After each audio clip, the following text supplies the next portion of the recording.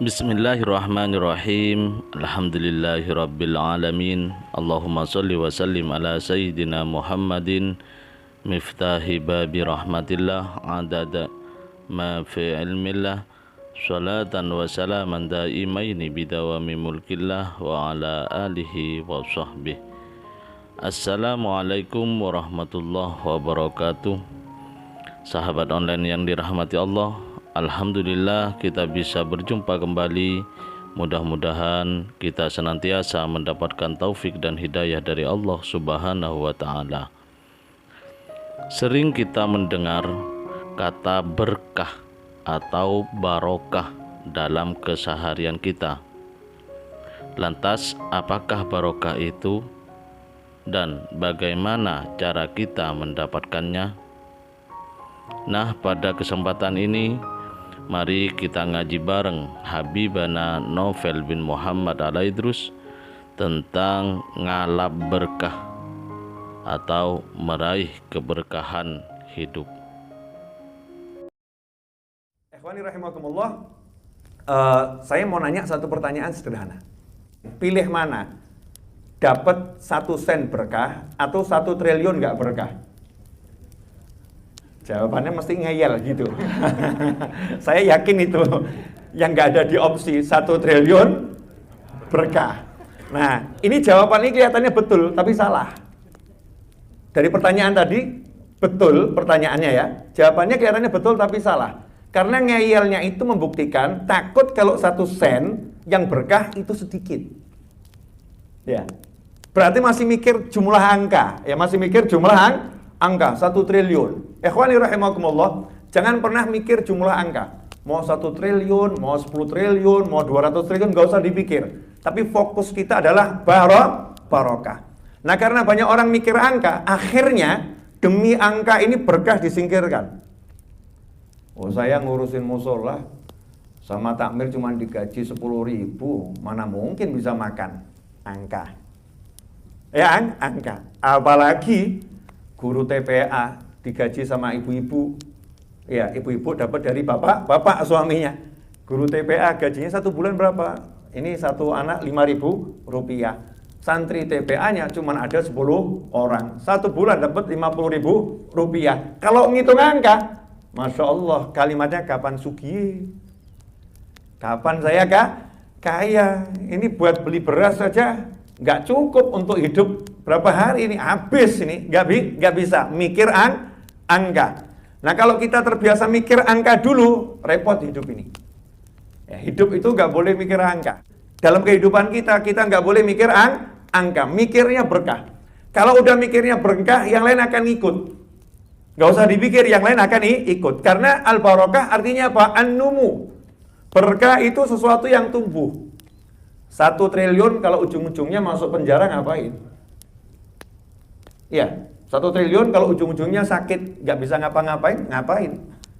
Tapi kalau berkah seperti tanaman. Tanamannya dia tumbuh, tambah besar. Itu barokah. Sehingga berkah itu manfaatnya bukan untuk kita sendiri, tapi manfaatnya untuk orang banyak. Berkah itu bukan untuk orang di sekitar kita, bahkan untuk anak keturunan kita, untuk cucu-cucu kita, terus cicit kita, mungkin sampai yaumil qiyamah. Barokahnya nggak hilang, terus ada. Makanya kalau muslim yang satu ketemu muslim yang lain, itu doanya coba lihat. Assalamualaikum warahmatullahi wabarakatuh. Ini doa loh ya. Assalamualaikum, semoga selamat itu selalu menyertai kalian. Warahmatullah, rahmat juga menyertai kalian. Khusus berkah tidak mengatakan semoga berkah menyertai kalian, enggak. Tapi wabarakatuh, dan semoga berkah menyertai kalian. Kalau rahmat enggak dikatakan warahmatuh, enggak dalam bentuk jamak, dan rahmat Allah enggak. Tapi berkah semoga menyertai kalian. Ini menunjukkan kalau kita disuruh betul-betul ngalap barokah, cari barokah. Jadi jangan pernah lihat angka. Nah, ini untuk para istri. Kalau gaji suaminya itu sedikit, jangan ngomong, ya, urip sama kamu gaji cuman segini, kamu mintanya macem-macem. Suaminya jawab, insya Allah barokah. Berkah mikiro. Masya Allah, berkah mikiro nih. Istri yang model begini perlu ikut ngaji bareng saya nih.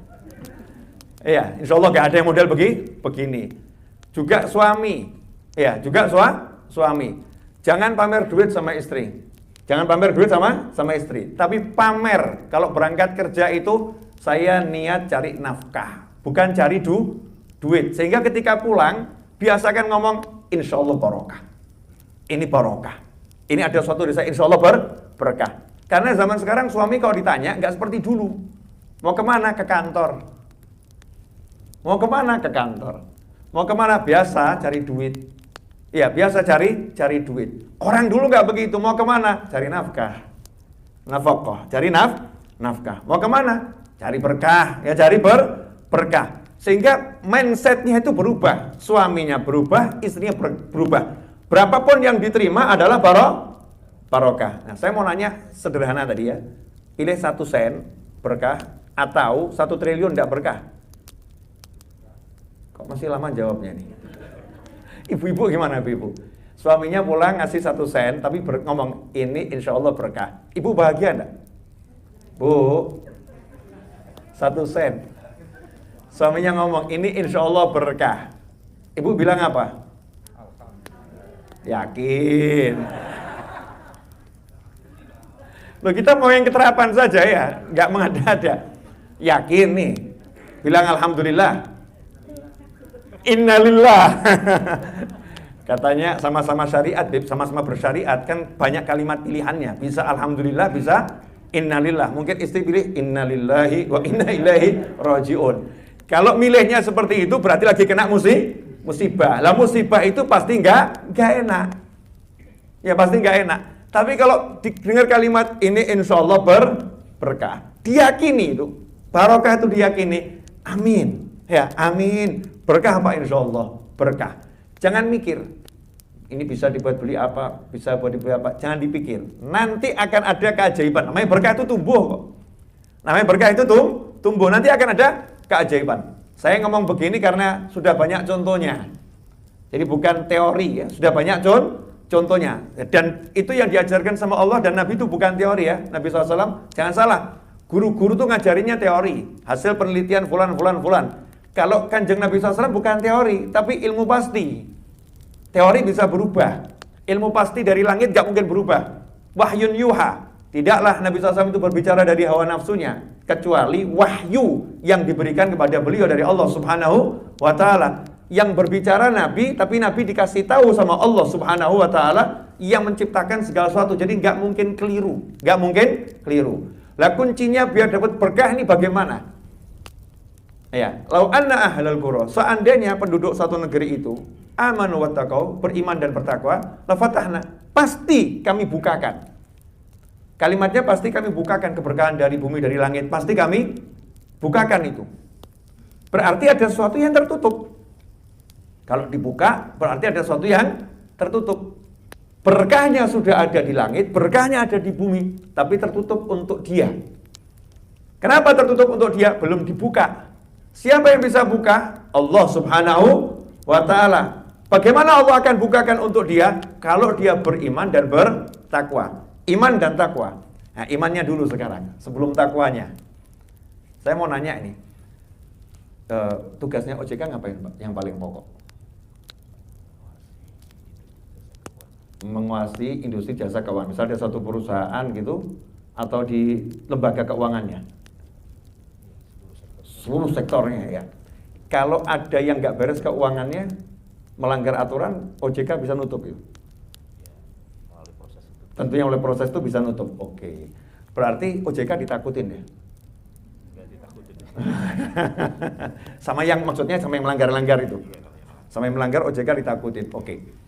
OJK meneliti pergerakan keuangan dari lembaga-lembaga yang ada. Sekarang saya mau nanya, lah yang meneliti Anda semua siapa? Yang meneliti saya siapa? Yang meneliti dan tidak perlu meneliti, kelihatan semua. Siapa? Allah Subhanahu wa Ta'ala. Nah, iman nggak ini? Saya, Anda, kita, iman nggak kalau setiap detik dilihat, diawasi, diteliti sama Allah Ta'ala? Nggak ada yang luput, pasti kelihatan semua. Iman nggak? Kalau udah percaya itu, iman itu, insya Allah berkahnya datang. Tapi kita ini imannya sampai di mana? Cuman mungkin percaya, ya percaya dilihat sama Allah, tapi nggak iman. Contoh begini, iman beneran ya. Iman itu ada artinya percaya, ada artinya sudah betul-betul mengakar jadi keyakinan yang luar biasa. Contoh misalnya ini, ibu-ibu di rumah masak, kompor menyala. Mau nggak tangannya didekatkan ke api? Nggak mau. Boleh wajannya boleh. Ya, dandangnya silahkan. Tapi tangan nggak boleh dekat sama api. Kenapa? Yakin ini akan membakar, ini panas, ini bisa merusak. Itu namanya iman yang benar gitu. Tahu, kemudian meyakini sehingga akan menghindari kalau itu berbahaya. Betul? Akan mendekati kalau itu bawa manfaat. Nah, kita iman sama Allah Ta'ala ini imannya seperti apa? Kalau urusan duit mau berkah, nomor satu harus percaya semua urusan duitmu, rezekimu sudah ditanggung sama Allah Ta'ala. Pintermu, hebatmu, usahamu, rekayasamu, semua usahamu tidak akan bisa mendatangkan uang serupiah pun. Gak akan bisa. Kecuali kalau diizinkan oleh Allah Subhanahu wa Ta'ala. Harus itu imannya. Maka kalau ada orang meyakini usahanya dia bisa mendatangkan duit tanpa izin Allah Ta'ala, dia telah musyrik, menyekutukan Allah Subhanahu wa Ta'ala. Bahkan ngeri kalau dalam ilmu tauhid. Yang gak mungkin saya bahas sekarang ya. Ngeri dalam ilmu tauhid. Harus meyakini saya mau usaha, saya nggak usaha, rezeki saya udah diatur sama Allah Subhanahu wa Ta'ala. Cuman bedanya kalau saya usaha, maka saya akan dapat pahala. Kalau saya nggak mau usaha, diam saja, nganggur, maka saya bisa jadi orang yang berdosa karena mengabaikan kewajiban pada keluarga, mengabaikan kewajiban pada orang tua. Tapi diammu tidak akan mengurangi rezekimu, usahamu tidak akan menambah rezekimu. Itu keyakinannya orang yang bertakwa sama Allah Subhanahu wa Ta'ala. Kalau udah seperti ini, imannya begini, tentunya wattaqau, ini lanjutannya bertakwa. Bertakwa bagaimana? Nggak mungkin dalam aktivitas cari uang dia ambil yang haram. Nggak mungkin dalam aktivitas cari uang dia usahakan yang haram. Dia akan pegang betul, jangan sampai saya bersentuhan sama yang haram. Begitu dia bersentuhan sama yang haram, minta ampunnya itu luar biasa. Istighfarnya nggak berhenti. Ya, istighfarnya nggak berhenti. Kenapa? Ya Allah, saya tersentuh dengan yang haram. Nanti nggak berkah ini. Saya masih ingat ketika guru saya almarhum Habib Anis bin Alwi Al-Habsyi, salah satu jamaah pengajiannya bercerita, Habib, alhamdulillah saya kalau ikut pengajian itu rezeki saya berkah. Kalau saya pas males ngaji, nggak ikut pengajian, rezeki saya nggak berkah. Padahal gajinya sama. Nah, Habib Anis nanya, maksudnya gimana kamu ini? Oh, kalau pengajian berkah, nggak pengajian nggak berkah. Taunya dari mana? Begini, Bib. Kalau saya ikut pengajian, gaji saya itu ya sama. Nggak ikut pengajian, gajinya juga sama. Pengeluarannya yang beda, Bib. Bedanya bagaimana? Kalau ikut pengajian, subhanallah, pulang itu kok ya ada saja tetangga yang nahlilkan keluarganya 40 hari. Sehingga kirim beras. Bulan itu saya jatah pengeluaran beras berkurang. Tiba-tiba kok ada kiriman dari saudara, ya kasih hadiah di luar gaji. Dan anak saya sehat semua.